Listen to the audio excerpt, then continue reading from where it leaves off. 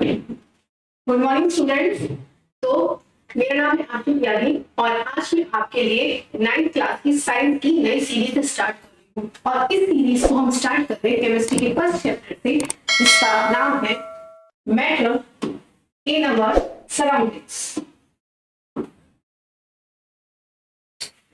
तो बेटा, आप जब भी कोई चैप्टर पढ़े तो उस चैप्टर का ना टाइटल समझने की कोशिश करिए, ठीक है। तो जैसे चैप्टर के टाइटल का नाम है मैटर इन आवर सराउंडिंग्स। आप सबको पता है सराउंडिंग्स मतलब होता है हमारे आसपास का एरिया। आपके आसपास जो भी चीज है वो आपकी सराउंडिंग है। जैसे मेरे पास ये बोतल रखी है तो बोतल is my surrounding right now. This board is my surrounding, the room is my surrounding, ठीक है। तो सराउंडिंग का मतलब आप लोगों को पता है कि आपके आसपास जो भी चीजें रखी है वो आपकी सराउंडिंग में आती है। देन दूसरी टर्म यहाँ पर जो आ रही है वो है मैटर। मैटर क्या होता है? ओके, तो आपको इससे पहले मैं आपको बताऊं कि मैटर क्या होता है, मैं चाहती हूँ एक बार आप खुद सोचने की कोशिश करिए कि मैटर वर्ड का मतलब क्या हो सकता है। सोचिए, कोई बात नहीं, मैं आपको देखो मैटर की एक सिंपल डेफिनेशन होती है, पहले मैं आपको वो बताती हूँ, दैट उस डेफिनेशन से मैं आपको उसका मतलब एक्सप्लेन करूंगी। तो anything that has mass and occupies space is called matter, ठीक है ना। फिर से समझिए, anything that has mass and occupies space is called matter. कोई भी ऐसी चीज जिसके अंदर मास है और वो कोई भी स्पेस ऑक्यूपाई करता है उसे हम कहते हैं मैटर, ठीक है। तो किसी भी चीज को अगर आपको मैटर बनाना है तो उसको दो कंडीशन से वो फुलफिल करनी पड़ेगी। पहली कंडीशन क्या है कि उसमें मास होना चाहिए और दूसरी कंडीशन कि वो कोई ना कोई स्पेस ऑक्यूपाई करे। स्पेस मतलब कोई भी जगह घेरना, ठीक है। जैसे ये डिजिटल पेन, ओके, इस डिजिटल पेन में कोई ना कोई मास होगा, ये 7 ग्राम का होगा, 8 ग्राम का होगा, 10 ग्राम का होगा। तो पहली कंडीशन है फुलफिल कर कि इट हैज मास। दूसरी कंडीशन है बेटा कि इट शुड ऑक्यूपाई स्पेस। अगर मैंने इसको अपने पाम पे रखा है, अपनी हथेली पे रखा है, तो आप देखिए इसने इतना जगह घेर ली है। इसका मतलब कि दूसरी कंडीशन भी सेटिस्फाई कर रहा है। जब कोई भी ऑब्जेक्ट दोनों कंडीशन सेटिस्फाई करे, इट हैज मास, उसमें कोई वजन होना चाहिए, दूसरा कि इट ऑक्यूपाइज स्पेस, तो ऐसे ऑब्जेक्ट को कहते हैं मैटर, ओके। तो आपके आसपास बहुत सारी चीजें, इवन हर एक चीज मैटर है। ये बोतल एक मैटर है, ये बोर्ड एक मैटर है, ये वॉल एक मैटर है, ओके। आपकी बुक एक मैटर है, even the water you are drinking it's also a matter. जो पानी आप पीते हैं ना वो भी मैटर होता है। क्यों? क्योंकि बेटा जो वाटर है, ठीक है, उसको आपने ग्लास में भरा, ओके, तो उसने ग्लास का स्पेस, ग्लास का एरिया ऑक्यूपाई कर लिया, बस कंडीशन सेटिस्फाई। दूसरा, उस वाटर में भी तो मास होता है। हम बोलते हैं ना कि आधा लीटर दूध लिया हो, 1 लीटर दूध लिया हो, मतलब उसमें कोई ना कोई मास है। तो इसलिए जो लिक्विड होता है, वाटर, मिल्क, जूस, ये भी क्या होता है मैटर। इवन जो गैस होती है, जो गैस हम ले रहे हैं, ऑक्सीजन, जो ऑक्सीजन हम ब्रीथ कर रहे हैं, उसमें भी मास होता है, वो भी स्पेस ऑक्यूपाई करती है, वो भी एक मैटर होती है, ठीक है। इसको अगर आपको समझना है तो आप घर में एक एक्सपेरिमेंट खुद से करिए। आप ऐसा करिए, जाओ आप बैलून लीजिए, ठीक है, 2 बैलून लिए अपने, आप दोनों बैलून में हवा नहीं है, ठीक है। आप देख सकते हैं दोनों बैलून में हवा नहीं है। आप जैसे ही मैंने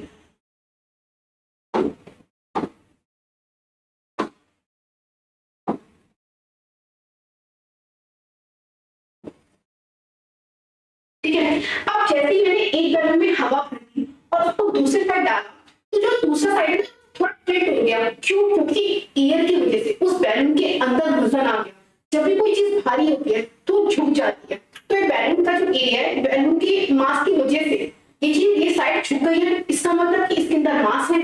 और आपको देखो, पहले जब इसके अंदर हवा नहीं थी तो उसमें इतना सा एरिया कवर कर रखा था। जब हमने इसमें एयर फिल कर दी तो इसका size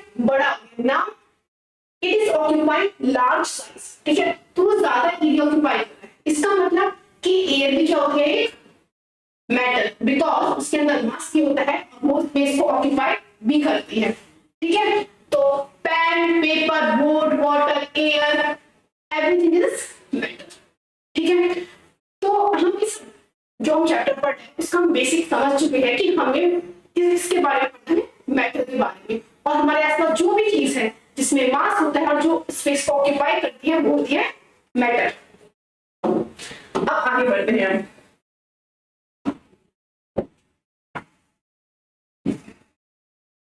You only have with always with not always, sometimes. Now, इसकी आप एक और डेफिनेशन पढ़ सकते हैं। In other words, they have mass and volume, ठीक है। जो मैटर होता है उसमें वॉल्यूम होता है और मास होता है, ठीक है। वॉल्यूम का मतलब वही होता है कि कोई भी सामान कितना एरिया, कोई ऑब्जेक्ट कितना एरिया ऑक्यूपाई करता है उसे ही हम उसका वॉल्यूम कहते हैं। आप मैथ्स में निकालते हैं ना कि volume of square, volume of rectangle, वो क्या होता है बेटा, volume of square, what does that mean, that means कि जो स्क्वायर है उसने कितना एरिया कवर करा है, ठीक है। तो वॉल्यूम का मतलब आप समझ लीजिए, आप मैथ्स में ये बहुत फॉर्मूले यूज करते हो, ठीक है, कि volume of sphere, volume of hemisphere. क्या आपने कभी समझने की कोशिश करी कि वॉल्यूम होता क्या है? वॉल्यूम कुछ नहीं होता है, वॉल्यूम होता है एन ऑब्जेक्ट ऑक्यूपाई स्पेस। कोई भी ऑब्जेक्ट जो स्पेस को ऑक्यूपाई करता है उसी को हम कहते हैं वॉल्यूम, ओके। अब से कोई आपसे पूछे ना कि अच्छा what is the formula of volume of square, तो आप तो बता दोगे कि साइड का क्यूब, ठीक है, it is very easy. But कोई आपसे पूछ ले कि अच्छा आपको ये तो पता है कि वॉल्यूम का फॉर्मूला क्या है, ये तो बताओ बेटा वॉल्यूम का मतलब क्या होता है। फिर आप सोचोगे अरे हमने फॉर्मूला तो रट लिया, अब वॉल्यूम का मतलब तो हमें बताया ही नहीं था। अब याद रखना, वॉल्यूम मतलब होता है कि कोई भी ऑब्जेक्ट कितना स्पेस एक्वायर करता है उसी को हम उसका वॉल्यूम कहते हैं, ठीक है। हमने पढ़ लिया मैटर क्या होता है, ठीक है। मैटर को हमने एक्सप्लेन करके देख लिया, मैटर के एग्जांपल पढ़ लिए। अब हम पढ़ेंगे टाइप्स ऑफ मैटर, ठीक है। तो on the basis of physical nature, ठीक है, 3 टाइप के मैटर होते हैं, सॉलिड, लिक्विड, गैस, ठीक है। फिजिकल नेचर के बेस पे जो मैटर है वो 3 टाइप्स के होते हैं, solid, liquid and gas. Solid मतलब दिस पेन, ये सॉलिड है मैटर, लिक्विड मतलब water and gas the air, okay. तो हम पढ़ रहे थे कि बेटा मैटर क्या होता है, मैंने आपको बता दिया मैटर क्या होता है। देन हमने एग्जांपल्स ऑफ मैटर पढ़े थे, देन मैटर की डेफिनेशन हमने कवर कर दी थी। उसके साथ हमने ये भी पढ़ लिया था कि on the basis of physical nature matter 3 types के होते हैं, सॉलिड, लिक्विड, गैस। यहाँ पे आप एग्जांपल देख सकते हो, ठीक है, कि सॉलिड में मैटर का एग्जांपल है ice, ice is a solid. देखो वाटर एक ऐसा फॉर्म है, ठीक है, जो तीनों मैटर में पाया, ठीक है। अगर वाटर आइस की फॉर्म में है तो वो हो गया सॉलिड मैटर, अगर वाटर लिक्विड की फॉर्म में तो वो हो गया लिक्विड मैटर, और अगर वाटर एवोपरेट हो गया, भाप बन गया, तो वो हो गया गैस, ठीक है। तो सॉलिड का एग्जांपल है हमारे पास ice, pencil, apple, tree, these are all example of matter which present in the form of solid. Next, liquid matter. Liquid में क्या आता है? Water, rain, जो बारिश हो रही है वो क्या है? Matter, है ना? टैप, आपके टैप से जो वाटर आ रहा है वो भी मैटर है, मिल्क मैटर है, टी मैटर है। Then the third type of matter is gas. So water vapor, जब भी आप पानी को गर्म करते हो, ठीक है, आपने नोटिस करा होगा कि आपने घर में चाय बनते हुए देखी होगी या फिर पानी को उबलते हुए तो देखा ही होगा, ठीक है। अगर कभी किचन में नहीं गए तो पानी को उबलते हुए देखा होगा, तो आप देखते हो जब पानी गर्म होता है ना उसमें सब भाप निकलती है, आप देखते हो ना। तो बेटा वो भाप कुछ नहीं है, जो वाटर है, वाटर के पार्टिकल्स वो गर्म होकर अब गैस बन गया, तो गैस बनकर वो बाहर की तरफ निकलने लगते हैं, उसी को हम भाप कहते हैं। और वो वाटर जो अभी तक लिक्विड था, जब वो गर्म बन गया, जब वो गर्म हो गया तो वो भाप बन गया जिसे हम वाटर वेपर कह रहे हैं, तो वो एक गैस बन गया, और वो गैस भी क्या है? Metal, okay. Air balloon, hot air balloon में जो हवा होती है मेटल है, ठीक है। जो स्टीम मतलब भाप निकल रही है वो भी क्या है? Metal, okay. आप चाहे चाहो तो अपने नोट्स में ये जो शॉर्ट फॉर्म है ये ऐड कर सकते हैं, ठीक है। Now move to the next slide. हमने समझ लिया मैटर क्या होता है, टाइप्स ऑफ मैटर समझ लिए। अब हम मैटर के बारे में और थोड़ा पढ़ते हैं, उसके फिजिकल नेचर को समझने की कोशिश करते हैं कि मैटर होता क्या है, उसके पार्टिकल्स कैसे होते हैं, वो किस तरीके से बिहेव करता है, सब पढ़ेंगे हम। तो पहले पढ़ेंगे matter made up of particles, ठीक है। अगर मैं आपसे पूछूं कि हमारी बॉडी किस चीज से निकलती है, तो आप में से ज्यादातर स्टूडेंट्स को पता होगा कि जो हमारी बॉडी है वो सेल से मिलकर बनी है, और जो सेल्स होती है वो बहुत छोटी होती है, माइन्यूट साइज की होती है। उन सेल से मिलकर हमारी पूरी बॉडी बनी है, ओके।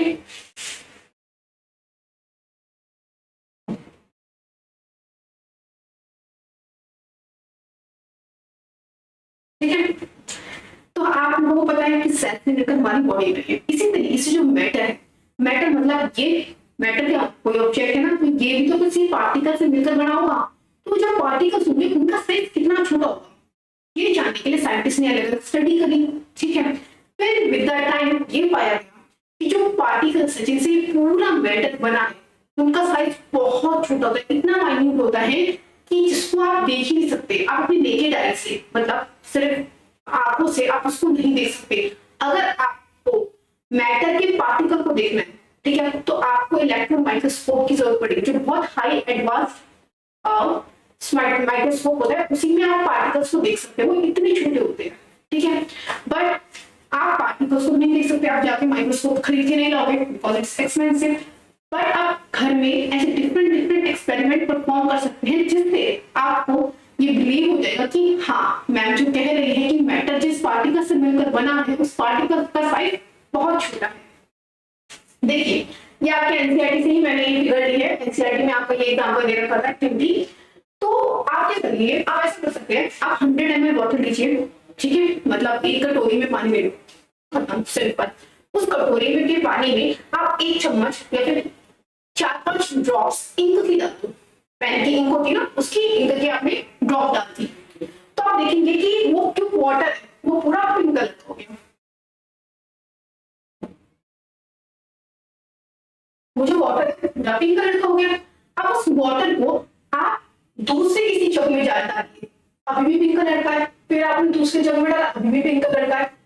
मतलब कि आप वाटर को बढ़ाते जा रहे हैं, पर वो जो पिंकिश कलर है इंक का, वो आपको हर एक, मतलब कि जितना आप वाटर की क्वांटिटी बढ़ा रहे हो तब भी वो जो वाटर का जो पिंक कलर है वो आपको दिखाई दे रहा है, वो नहीं जा रहा। इसका मतलब क्या है कि जो इंक के जो पार्टिकल्स थे वो टूटते जा रहे हैं, ठीक है। जैसे जैसे आप वाटर की क्वांटिटी बढ़ा रहे हो, जो इंक के पार्टिकल्स है अपने आप को तोड़ते जा रहे हैं, ठीक है, अपने आप को तोड़ते जा रहे हैं। इसलिए वो अपना कैरेक्टरिस्टिक, जो अपने कलर का जो कैरेक्टरिस्टिक है वो आपका हर स्टेज में वो शो हो रहा है, ओके।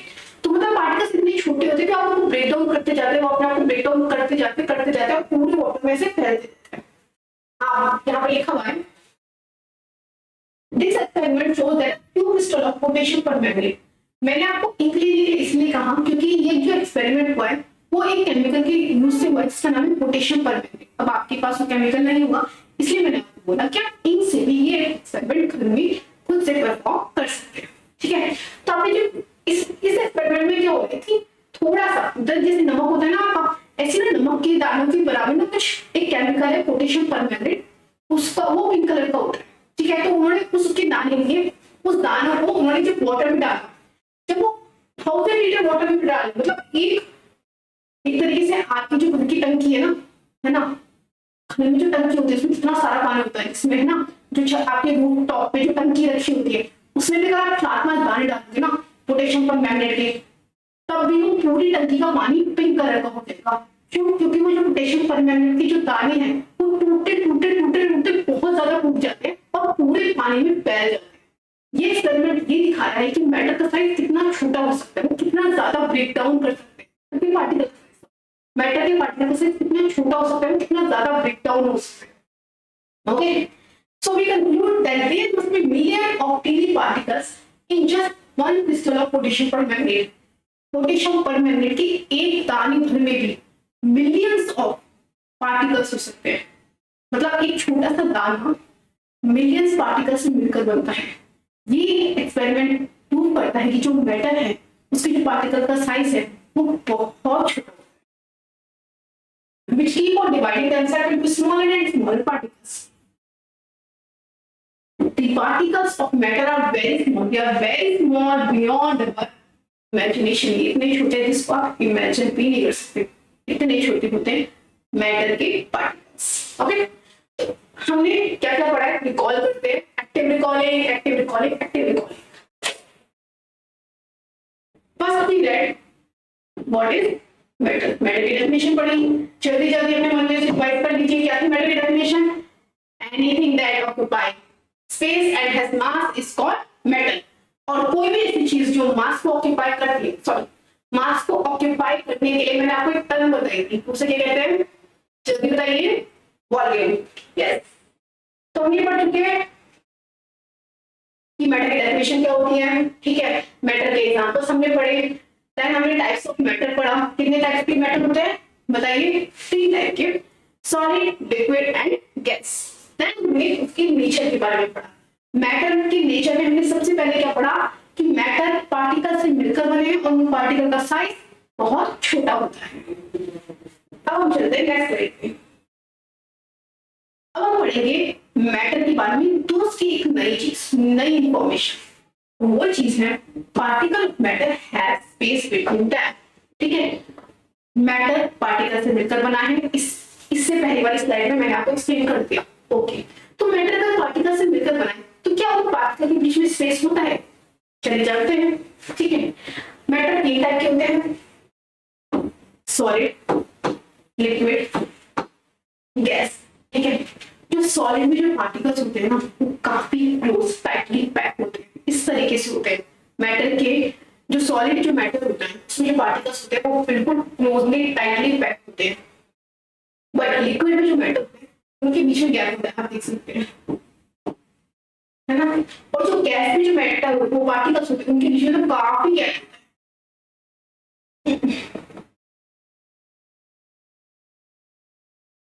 ओके, तो सॉलिड में मैटर्स के पार्टिकल्स टाइटली पैक होते हैं, लिक्विड में जो पार्टिकल्स हैं उनके बीच में थोड़ा गैप होता है, और गैस में तो काफी गैप होता है। ठीक है, अब आप बोलेंगे आपको कैसे पता है कि सॉलिड में जो पार्टिकल्स होते हैं वो टाइटली पैक होते हैं? Okay, this box is a solid. Okay, ये किससे बना है? पार्टिकल से मिलकर, पार्टिकल से मिलकर। और मैं बोल रही हूँ जिन पार्टिकल से मिलकर ये बना है वो बिल्कुल पास पास है, ऐसे टाइटली पैक है। अगर ये टाइटली पैक नहीं होते, ठीक है, तो ये आराम से टूट जाता। ओके, लिक्विड में जो पार्टिकल्स होते हैं उनके बीच में गैप होता है, इसलिए आप पानी के अंदर अपना हाथ टिप कर सकते हैं। अगर लिक्विड में भी जो पार्टिकल्स वो इस तरीके से टाइटली पैक होते ना बेटा, तो आप पानी के अंदर हाथ दे ही नहीं पाते, क्योंकि जगह ही नहीं होती। अगर स्पेस होगा तो अंदर हाथ जाएगा। सॉलिड के अंदर क्या मैं इस बॉक्स के अंदर ऐसे हाथ दे सकती हूँ? नहीं, या तो मेरे अंदर कोई सुपर पावर हो, ठीक है, अदरवाइज मैं इस बॉक्स में अपना हाथ नहीं दे सकती। बट मैं लिक्विड के अंदर, पानी के अंदर तो हाथ दे सकती हूँ। क्यों? क्योंकि वहां पे जो पार्टिकल्स हैं उनके बीच में गैप होता है। ओके, गैस की पार्टिकल्स, मैं यहाँ पे गैस के बीच में खड़ी हूँ। अगर गैस के भी पार्टिकल्स इतने पास पास होते तो क्या गैस मुझे ऐसे आर पार करके या फिर चली जाती? No, that's it. तो सॉलिड में जो पार्टिकल्स होते हैं they are very tightly packed, इसलिए जो सॉलिड होता है वो बहुत सख्त होता है, रिजिड होता है। ओके, लिक्विड में जो पार्टिकल्स होते हैं वो थोड़े दूर होते हैं, इसलिए लिक्विड को हम इजीली कट कर सकते हैं। जैसे वाटर को कट करके भी चीज में अपना हाथ उसके अंदर दे सकते हैं, क्योंकि वाटर के बीच में स्पेस है और गैस के पार्टिकल्स में बहुत दूर दूर होता है। Okay, move to the next unit. अब आपको ये एक्सपेरिमेंट परफॉर्म करना है ये जानने के लिए कि क्या वाटर के अंदर जो पार्टिकल्स है उनके बीच में गैप होता है। तो आप क्या करेंगे? आप सबने नींबू पानी तो पिया होगा, ठीक है, और घर में बनाया भी होगा, ठीक है। हर बार मम्मी से बनवाते हो तो फिर 1-2 बार खुद से बनाना शुरू करो, मम्मी की भी हेल्प हो जाएगी और तुम भी केमिस्ट्री के बारे में, साइंस के बारे में कुछ नया जानोगे। तो आपने वाटर लिया, वाटर के अंदर चीनी डाली, ठीक है। वाटर क्या है? मेटल। कौन सा मेटल? Liquid metal. चीनी क्या है? मेटल। कौन सा मेटल? Solid metal. वाटर के अंदर जब आपने चीनी डाली तो पूरी घुल गई, तो क्या अब आपको चीनी के दाने अलग से दिख रहे हैं?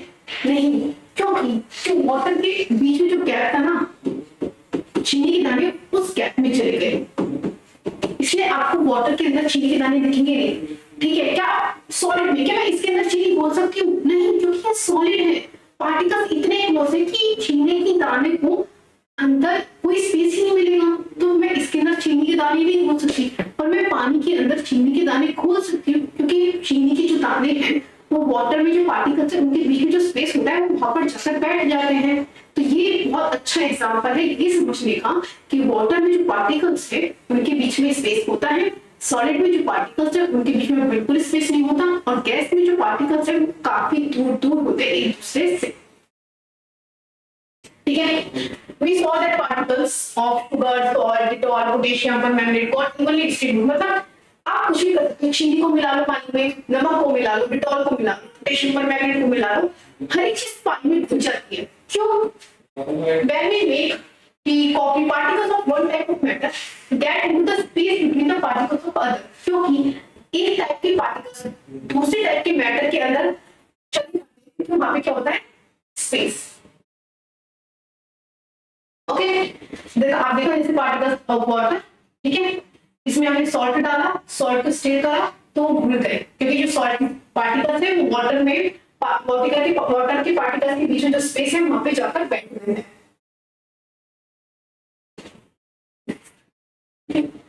तो हमने एक्टिव रिकॉल हमने पढ़ा मैटर क्या होता है, anything that occupies space and has mass is called matter. हमने पढ़ा types of matter. The types of matter, तीन टाइप के मैटर होते हैं on the basis of physical nature, solid, liquid, gas. Then हमने पढ़ा, क्या पढ़ा था? हमने पढ़ा था कि जो मैटर होता है वो पार्टिकल से मिलकर बना है, और वो जो पार्टिकल्स होते हैं उनका साइज बहुत छोटा होता है, बहुत बहुत छोटा, जिसे आप इमेजिन भी नहीं कर सकते। फिर हमने पढ़ा था कि जो पार्टिकल्स हैं उनके बीच में स्पेस होता है। सॉलिड में जो पार्टिकल्स होते हैं दे आर डायरेक्टली पैक्ड, उनके बीच में कोई स्पेस नहीं होता। लिक्विड में जो पार्टिकल्स होते हैं उनके बीच में थोड़ा थोड़ा स्पेस होता है, इसलिए लिक्विड के अंदर चीनी, नमक सब घुल जाते हैं, और जो गैस के पार्टिकल्स होते हैं वो एक दूसरे से काफी दूर दूर होते हैं। अब हम पढ़ेंगे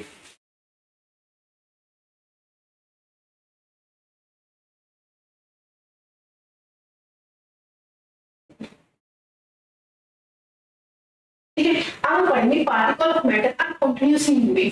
ये बोले कि ठीक है पार्टिकल्स छोटे होते हैं, पार्टिकल्स के बीच में स्पेस होता है, लिक्विड और गैस अगर हम बात करें। देन ये एक और चीज बोल रहे हैं, जो पार्टिकल्स होते हैं ना वो कंटीन्यूअसली मूव करते हैं। ओके, जो पार्टिकल्स होते हैं वो कंटीन्यूअसली मूव करते रहते हैं। इसका मैं बहुत अच्छा एग्जांपल देती हूँ। अगर आप अपने घर में पूजा कर रहे हैं और सुबह आपकी मम्मी घर में अगरबत्ती जब जलाती है तो उसकी खुशबू मंदिर से पूरे घर में फैल जाती है। ऐसा क्यों होता है बेटा? क्योंकि जो गैस है, मतलब जब अगरबत्ती आपने जलाई तो उससे गैस निकल रही है, उस गैस में भी गैस का एक मैटर, और गैस अगर एक मैटर है तो मैटर किससे मिलकर बनती है? पार्टिकल्स से। तो अगरबत्ती की जो पार्टिकल्स होते हैं, ठीक है, और अगरबत्ती में जो धुआं है, जो गैस है, उसके जो पार्टिकल्स है वो सब जगह फैल जाते हैं। क्यों? क्योंकि पार्टिकल मूव करते रहते हैं, पार्टिकल चलते रहते हैं, तो पार्टिकल सब जगह फैल जाते हैं। इसलिए अगर एक कोने में अगर आप अगरबत्ती जलाते हो तो आपके पूरे घर को महका देती है। ठीक है, ये बेस्ट एग्जांपल है ये समझने का कि जो मैटर है उसकी जो पार्टिकल्स है वो कंटीन्यूअसली मूव करते रहते हैं। ओके, यहाँ पे एग्जांपल दिखा देता है, जैसे फूड है, आप मम्मी खाना बनाती है, ठीक है, आप बाहर से आते हो, आप एकदम से एंटर करते हो और बोलते हो मम्मी आज आपने क्या कुछ टेस्टी बनाया है? तो आपको ऐसा क्यों लगता है कि हम घर में कुछ टेस्टी फूड बनाए? क्यों? क्योंकि आपको एक अच्छी स्मेल आती है। वो स्मेल क्यों आती है? क्योंकि जो फूड की जो फूड से जो भाप निकल रही है, जो फूड की जो स्मेल है वो पूरे घर में फैल गई है। क्यों फैल गई है? क्योंकि वो जो पार्टिकल्स है वो मूव करते रहते हैं। ठीक है, ये तो बेटा मैंने आपको इस एग्जांपल के थ्रू ये बताया कि जो पार्टिकल्स मैटर के वो कंटीन्यूअसली मूव करते रहते हैं, इसीलिए जो हमें फूड की स्मेल दूर से आ जाती है। ठीक है, जब आप घर में अगरबत्ती जलाते हो तो उसकी जो महक है वो पूरे घर में फैल जाती है। क्यों? क्योंकि जो उससे पार्टिकल है वो कंटिन्यूसली मूव करते करते घर के हर एक कोने तक पहुंच जाते हैं। ओके, ये भी आप एग्जाम्पल ले सकते हो कि आपने पोटेशियम परमैंगनेट या फिर इंक को जब पानी में डाला, इंक की आपने 2-3 ड्रॉप से पानी में डाला तो वो पूरे पानी में फैल गई। क्यों? क्योंकि जो इंक के जो पार्टिकल्स थे वो मूव करते करते पूरे पानी में फैल गए। तो ये दोनों इस बात का एग्जांपल है कि जो पार्टिकल्स है वो कंटिन्यूअसली मूव करते रहते हैं। Particle of matter are continuously moving, that is they possess what we call the kinetic energy. और जो पार्टिकल्स मूव करते हैं, ठीक है, मतलब अगर आप चल रहे तो कोई ना कोई एनर्जी चाहिए होती है ना। हम बोलते हैं ना कि अरे मम्मा हम थक गए, एनर्जी नहीं है, कुछ खिला दो, मुझे पढ़ने जाना है। क्यों? क्योंकि आपको पता है कि आपको कुछ भी काम करना है तो आपको एनर्जी चाहिए। इसी तरीके से अगर पार्टिकल्स मूव करते जा रहे हैं तो उनके अंदर भी कोई एनर्जी होती है। तो पार्टिकल्स के मूव करने पे जो पार्टिकल्स में एनर्जी होती है उसे हम कहते हैं काइनेटिक एनर्जी।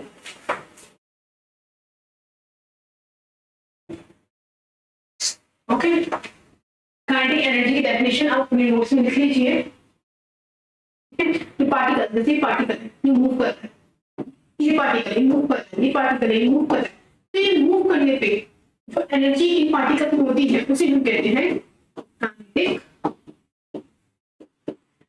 एनर्जी।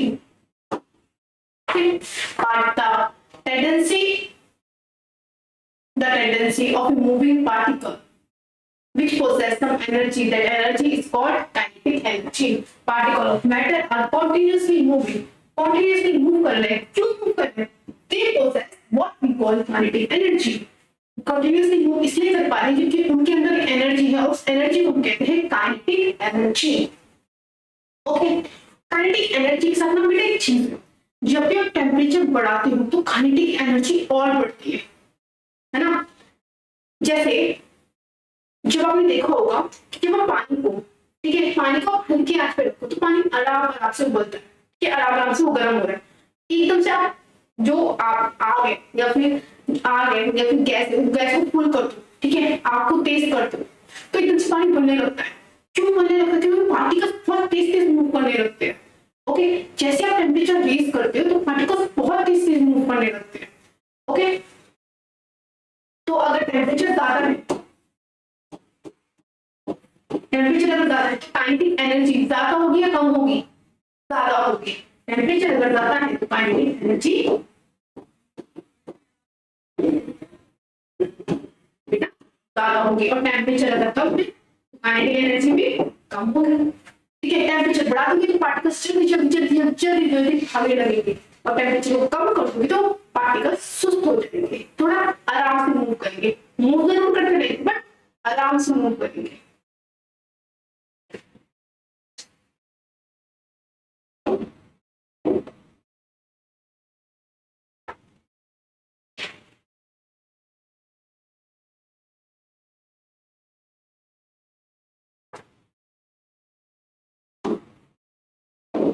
ठीक है, तो हमने पढ़ा कि पार्टिकल्स है वो कंटिन्यूअसली मूव करते रहते हैं। वो कंटिन्यूअसली मूव क्यों कर पा रहे हैं? क्योंकि उनके अंदर काइनेटिक एनर्जी होती है। With the temperature kinetic energy rise, temperature बढ़ेगा काइनेटिक एनर्जी बढ़ेगी, टेम्परेचर कम होगा काइनेटिक एनर्जी कम होगी। ठीक है, अब यहाँ पे एक और डेफिनेशन है डिफ्यूजन। डिफ्यूजन क्या होता है? The intermixing of particle of two different type of matter on their. जब दो डिफरेंट टाइप के मैटर अपने आप एक दूसरे में मिल रहे हैं, उस मिलने को हम कहते हैं डिफ्यूजन। सिंपल, आपने ग्लास लिया, ग्लास में पानी है, पानी के अंदर आपने नमक डाल दिया, नमक और पानी आपस में खुद से मिल गए, क्या हुआ? डिफ्यूजन। पानी देखो इसमें क्या लिखा है,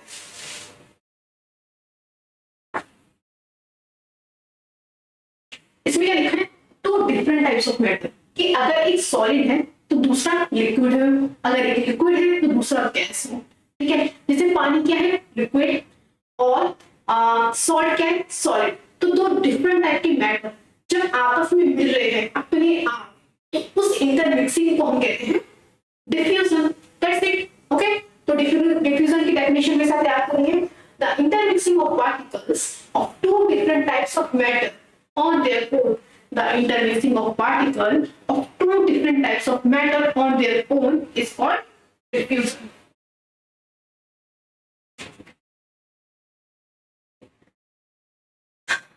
तो अब हम तो हमने पहले पढ़ लिया मैटर क्या होता है, देन हमने पढ़ लिया कि टाइप्स ऑफ मैटर क्या होते हैं, देन हमने पढ़ा कि मैटर जो है पार्टिकल से मिलकर बना है, जो जिन पार्टिकल का साइज बहुत छोटा होता है। देन हमने पढ़ा जो पार्टिकल्स होते हैं उनके बीच में गैप होता है। सॉलिड के बीच में पार्टिकल के सॉलिड, अगर हम सॉलिड का एग्जांपल लें तो पार्टिकल के बीच में क्या बहुत कम होगा, गैस में पार्टिकल के बीच में बहुत ज्यादा। देन हमने पढ़ा जो पार्टिकल्स है वो कॉन्टिन्यूसली मूव करते रहते हैं, और वो कॉन्टिन्यूसली मूव क्यों कर पा रहे हैं, क्योंकि उनके अंदर एक एनर्जी है, उस एनर्जी को हम कहते हैं काइनेटिक एनर्जी। देन हमने एक नई डेफिनेशन पढ़ी डिफ्यूजन। डिफ्यूजन मतलब होता है जब भी दो डिफरेंट टाइप के मैटर अपने आप आपस में मिल जाते हैं, मिक्स हो जाते हैं, इस इंटर मिक्सिंग को ही हम कहते हैं डिफ्यूजन। अब आज की क्लास का लास्ट टॉपिक है particle of matter attract each other. Okay, कि हमें पता है मैटर है, मैटर के अंदर पार्टिकल्स हैं, तो जो मैटर के अंदर पार्टिकल्स ना वो एक दूसरे को अट्रैक्ट करते रहते हैं, अपनी तरफ खींचते रहते हैं। सॉलिड के बीच में जो ये अट्रैक्शन है बहुत ज्यादा होता है, इसलिए वो आपस में काफी क्लोज होते हैं। ओके, लिक्विड के बीच में जो ये अट्रैक्शन होता है वो कम होता है, इसलिए थोड़े पार्टिकल्स थोड़े दूर होते हैं एक दूसरे से। गैस के बीच में अट्रैक्शन बहुत कम होता है, इसलिए एक यहाँ है तो एक यहाँ। इसको आप ऐसे समझ सकते हैं, क्लास में जाते हैं, आपकी बेस्ट फ्रेंड होगी, सबकी होगी, मेरी भी।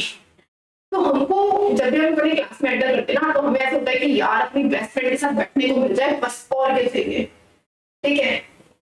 और अगर बेस्ट फ्रेंड के साथ बैठने को मिल जाए तो बस हम पूरे दिन उसी के साथ चिपके रहते हैं, उसी से गप्पे मारते रहते हैं, उसी के साथ पढ़ना, उसी के साथ लंच करना, ठीक है।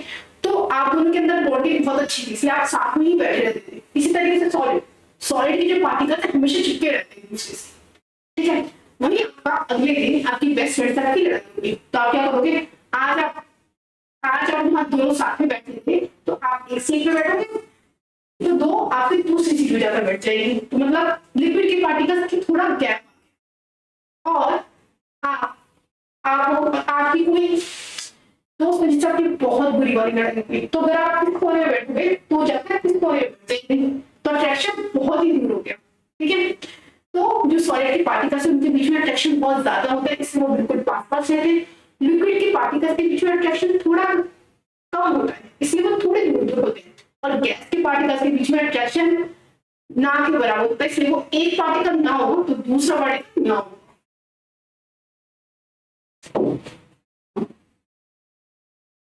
ओके, देखिए यहाँ मैंने लिखा है particles of matter attract each other, this attraction is called intermolecular force.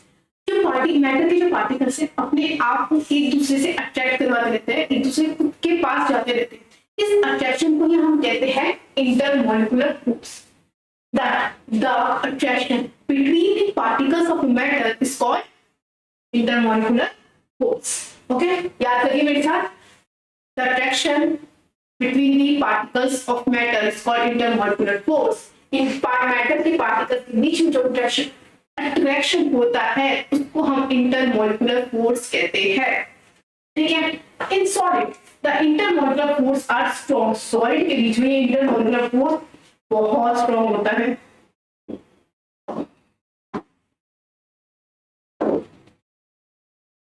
ठीक है। तो सॉलिड के बीच में ये बहुत स्ट्रॉन्ग होता है, पार्टिकल को भी टाइटली पैक।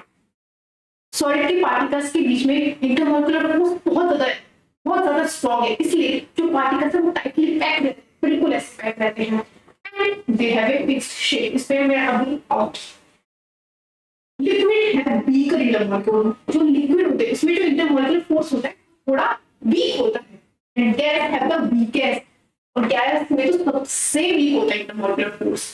गैस में इंटरमॉलिक्यूलर फोर्स सबसे वीक है, इसलिए गैस के पार्टिकल बहुत दूर दूर होते हैं। सॉलिड में इंटरमॉलिक्यूलर फोर्स बहुत ज्यादा है, इसलिए सॉलिड के पार्टिकल्स बिल्कुल पास होते हैं, और इसी इंटरमॉलिक्यूलर फोर्स की वजह से सॉलिड एक फिक्स्ड शेप रहती है। सॉलिड क्या आपने देखा होगा, जैसे ये ठीक है, ये बॉक्स है, इसकी फिक्स शेप है, क्या मैं इसको चेंज कर सकती, नहीं कर सकती अभी। तो सॉलिड के पार्टिकल्स टाइटली पैक है, इसलिए उनकी क्या होती है, फिक्स शेप। जो लिक्विड है उसके पार्टिकल्स टाइटली पैक तो नहीं होते, इसलिए जो लिक्विड होती है उसकी फिक्स शेप नहीं होती। क्या पानी की कोई शेप होती है, क्या पानी गोल होता है, जो गोल होता है कुछ नहीं होता, पानी को आप जिस बर्तन में डाल देते हैं पानी उसी बर्तन की शेप ले लेता है।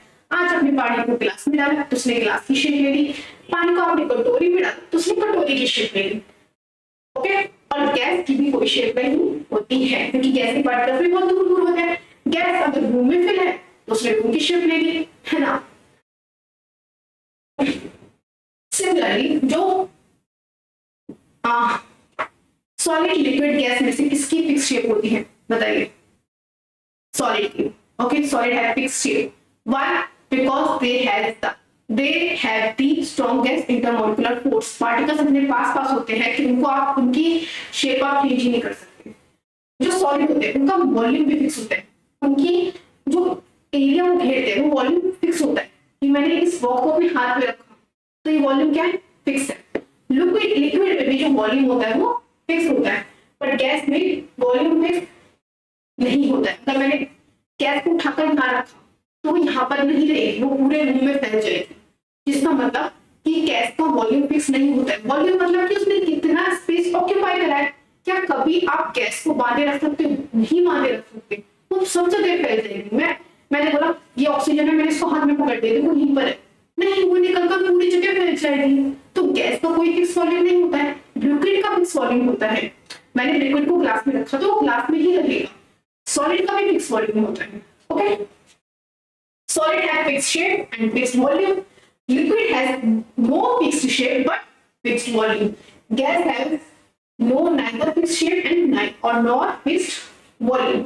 सॉलिड रिजिड होता है, सख्त होता है, लिक्विड सख्त नहीं होता है, इसलिए आप लिक्विड को काट सकते हैं, लिक्विड के अंदर आप अपना हाथ दे सकते हैं, और गैस तो सख्त होती नहीं है। ठीक है,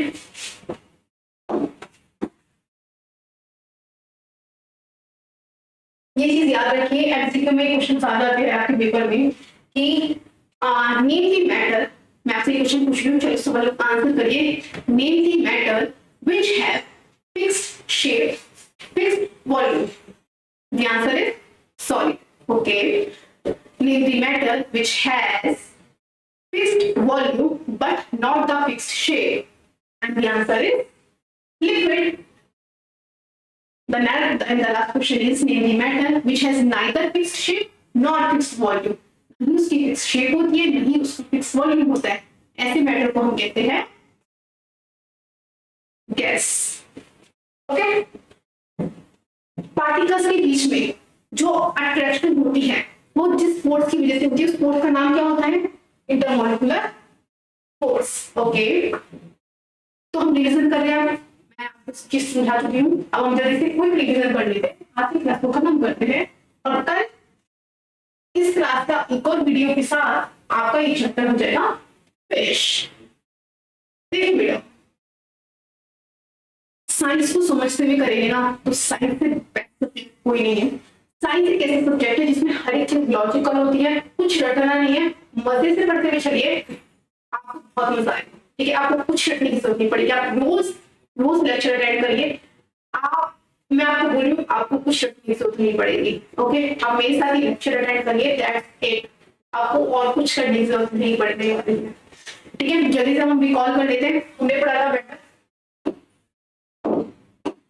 था मैटर की डेफिनेशन। ठीक है, मैटर क्या होता है? Anything that occupies space and has मास। कोई भी चीज जिसके अंदर मास होता है और जो स्पेस को ऑक्यूपाई करती है उसे हम कहते हैं मैटर।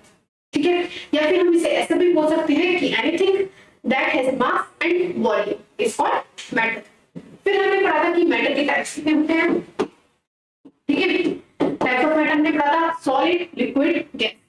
देन हमने पढ़ा था पार्टिकल साइज। जो मैटर का जो पार्टिकल साइज है वो बहुत छोटा होता है, वो इतना छोटा होता है कि आप इमेजिन नहीं कर सकते और अपनी आंखों से देख ही नहीं सकते हो, इतना छोटा होता है। देन हमने पढ़ा था जो पार्टिकल्स हैं दे आर कीप मूविंग।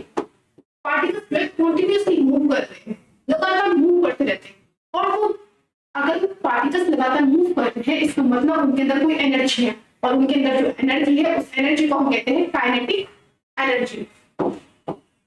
ठीक है, फिर हमने ये भी पढ़ा था काइनेटिक एनर्जी है टेम्परेचर के साथ।